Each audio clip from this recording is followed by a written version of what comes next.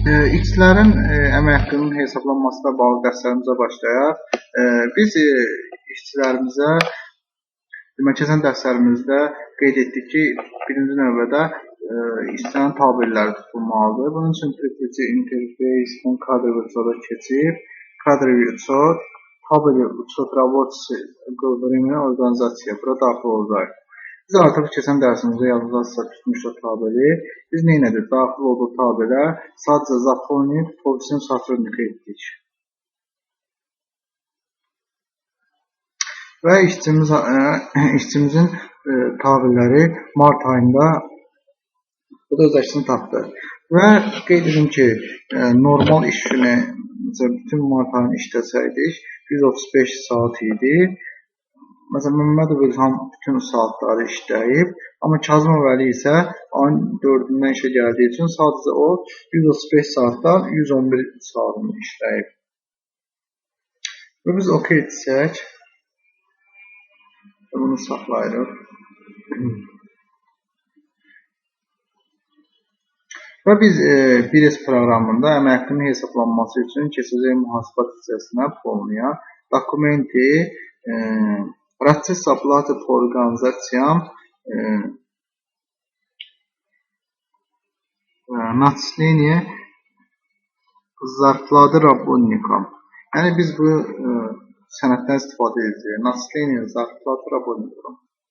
Biz bura daxil olub əlavə etsək sənədi добавить və hansı aya aid olduğunu bilmək üçün aprel yox, bizə lazımdır mart ayı. Mart ayı. Və şirkətimizin adını qeyd edirik.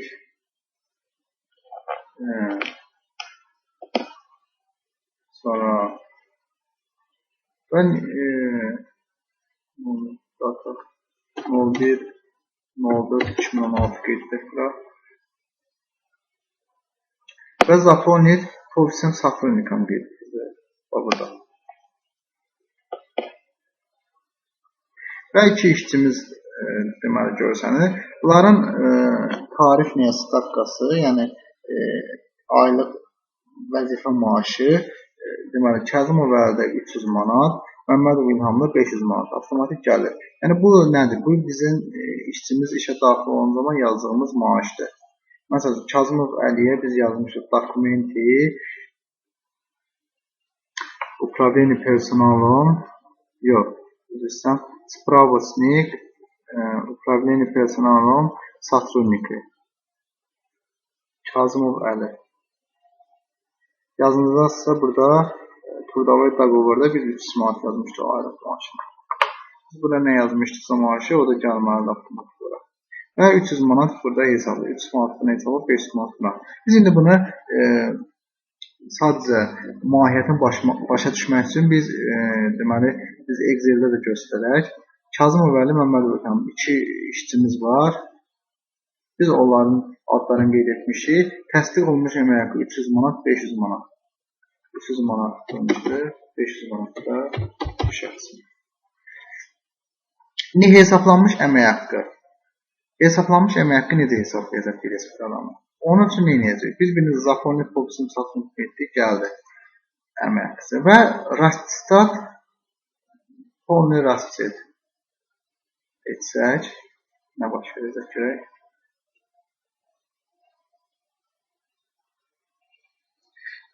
Avtomatik olaraq işçimizə deməli Kazımov Əliyə 246 manat hesabladı, Məmmədov İlhama 500 manat. Həqiqətən tabelinə baxsaydıq görərdik ki 111 saat Kazımov Əli işləyib, Məmmədov İlham isə polnu işləyib, yəni bütün günləri işləyib. Ona görə də onun maaşı Məmmədov İlham üçün yəni tam maaşını alır, amma Kazımov Əli isə maaşının bir hissəsini alır. Yəni işlədiyi günləri alır. Məsəl üçün biz Excel-də də etsək, görək necə hesabladı mahiyyətini. 246 manatı necə hesabladı? Deməli, işləyib 111 saat. Həqiqətən tabirdə görsənir ki, 111 saat. Deməli, bərabərdir. Bu cür hesablayır. 300 manat bölünür aydakı iş saatlarına, vurur işlədiyi iş saatlarına. Və buna 111 saat. 111 saat. 246 manat 66 qəpik. Məmmədov İlhamınki 500 manat bölür 135-ə vurur. Bütün iş günləri işlədiyinə görə tam maaşını alır 500. 246 nə hesabladı? 500 manatda buna. İndi baxsaq bura 246 500 manat hesabladı.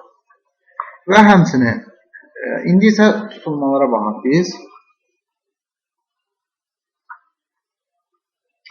Əgər işçinin borcu olsaydı bizim şirkətə, o zaman burada avtomatik tutarlardı. NDFL. NDFL bunlar biraz proqramını Rusiya qanunvericiliyinə uyğun olaraq tutur.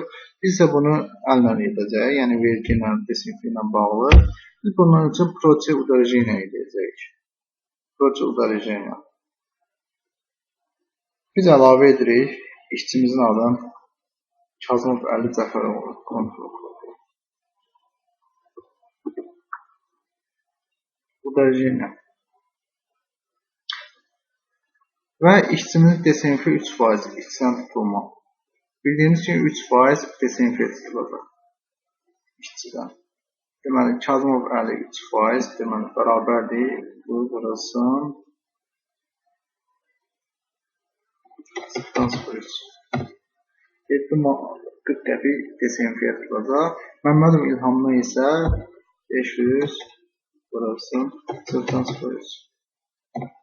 15 manatda bundan tutulacaq. Biz sadəcə rezultat sayfıra 7.40 qəpik. Məmmədov İlham.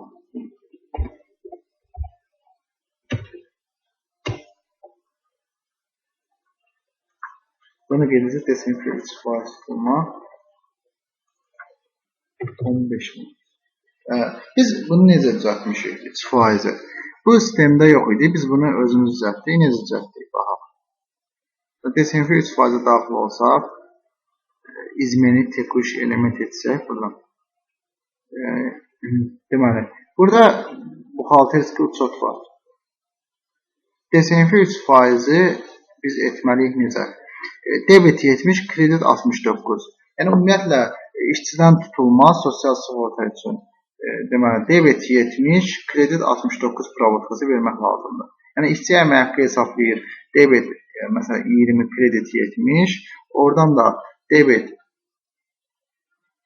70, kredit 69, 0 verir. Yəni, 3% tutulma provotkası vermək lazımdır. Yəni, desenfiyə borcu tanıyırıq.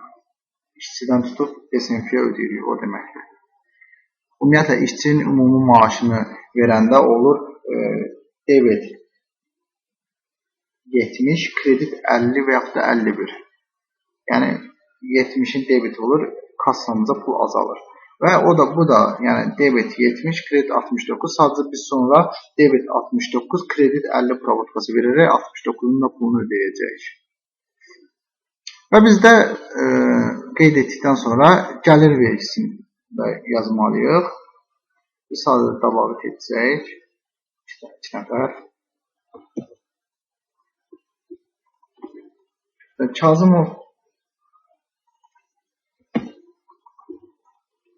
deməli, burada gördüyünüz kimi gəlir vergisi yoxdur. Gəlin biz gəlir vergisi əlavə edək bura.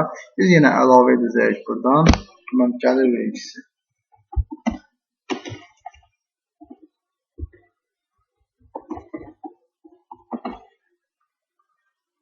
Və gəlir vergisi yazdıqdan sonra buxalter sota daxil olacaq. Sposob отчуждения. Burada provotkasını verəcək ki, həmin provotka üzrə bizə düzgün provotka versin. Deməli, bunun gəlir vergisi. Short debit olacaq 70 nömrəli hesabın debiti. Short kredit olacaq isə deməli 68 nömrəli hesabı bildiyimiz kimi vergindən hesablaşmalardır. Fiziki litsə. Deməli biz bunu da dəyişib verə bilərik ki, fiziki şəxslərin gəlir vergisi.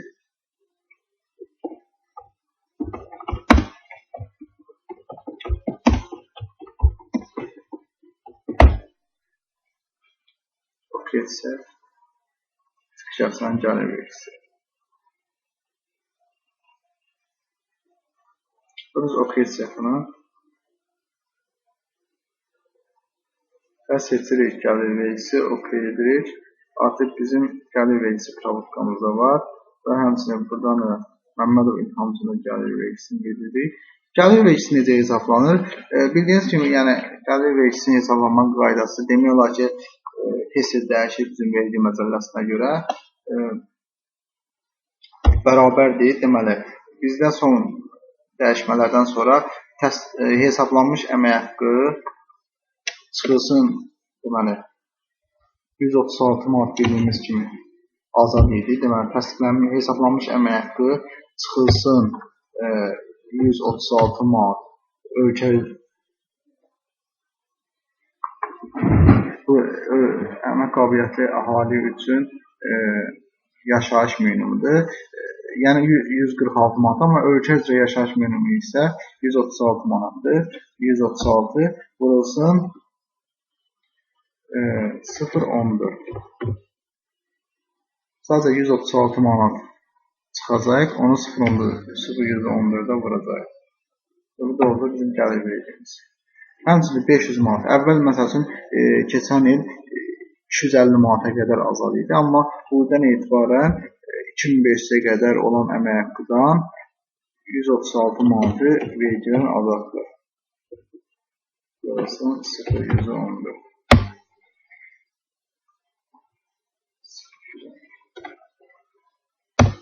Və 50 manat 96 qəpiklə bu şəxsin gəlir vergisi tutur.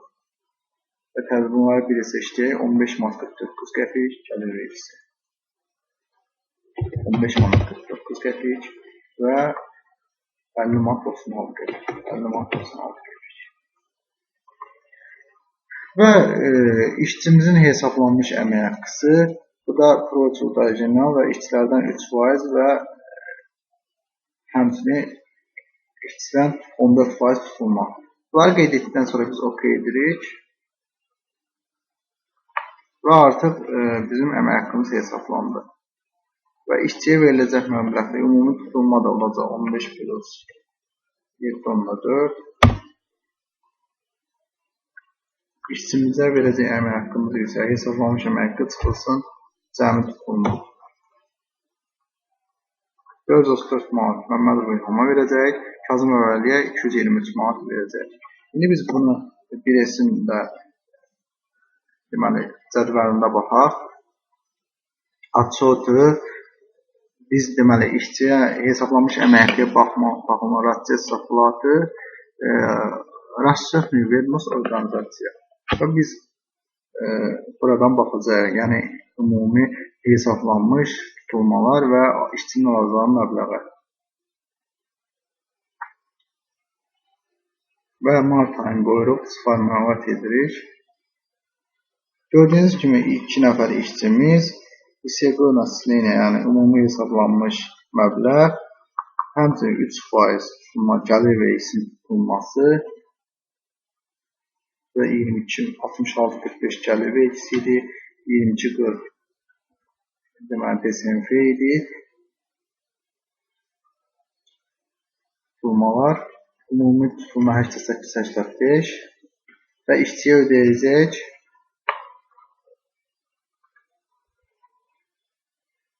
həmçinin biz işçiyə mart ayında avans ödəmişdik. Yəni biz kassaları keçənlər kassa ilə bağlı dərslərimizi, pul vəsaitlərlə bağlı dərslərimizi biz ödəmişdik onlara pul vəsaitini. 200 manat arasında avans ödəmişik. Gördüyünüz kimi sigortasını və işçilərin hər birinə Kazımov Əliyə Connection salda 23 manat ödəyəcək, Məmmədov İlhama isə 234 manat. Çünki deməli onların 223 manatdan biz artıq 200 manatını ödəmişdik. 23 manat qalmışdı borcumuz. Kazımov Əliyə İlhama isə, Məmmədov İlhama isə 434 manatdan deməli 200 manatını ödəmişik. Onun da qalıb 234 manat borcumuz. Və burada da işçinin əmək haqqı barədə hesabatı burada öz əksini tapır. Ümumi hesablanan məbləğ, ay ərzində ödənilən məbləğ və qalıq məbləğ. Burada öz əksini tapır. Və əmək haqqının hesablanması ilə bağlı birinci dərsimiz bu qədər. Növbəti dərsdə görüşənəcək. Sağ olun.